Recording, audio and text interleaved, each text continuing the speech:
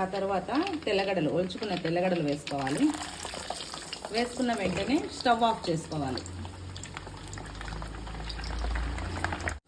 3 కిలోల ముక్కలకి ఒక సాలెడు, కొంచెం తక్కువ, లేదంటే సాలెడ్ వేసుకోవచ్చు. ఇది కారం ఎక్కువ, కాస్త ఎక్కువ ఉంది కాబట్టి నేను తక్కువ వేస్తున్నాను.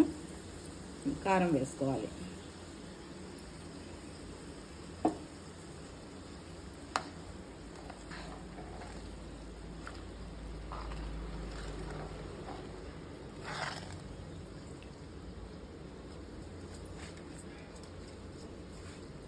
ఒక అద్దెడు ఆవాలని, ఒక స్పూన్ మెంతులని వేయించిన తర్వాత మిక్సీ పట్టాము. ఇది సాలెడ్ అయి ఉంటుంది.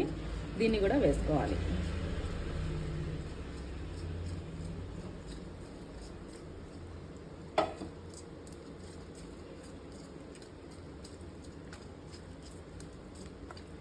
అయిన తర్వాత ముక్కల్లో కలిపేసుకుంటే సరిపోతుంది.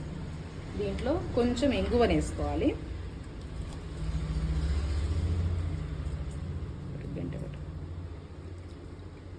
ఎక్కువ పడిందా మాత్రం.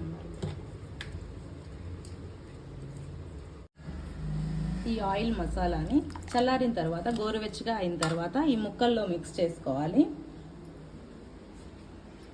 ముక్కల్లో మిక్స్ చేసుకున్న తర్వాత ఈ విధంగా రెడ్గా, కలర్ఫుల్గా ఇలా తయారైంది. అంతే, మామిడికాయ పచ్చడి రెడీ.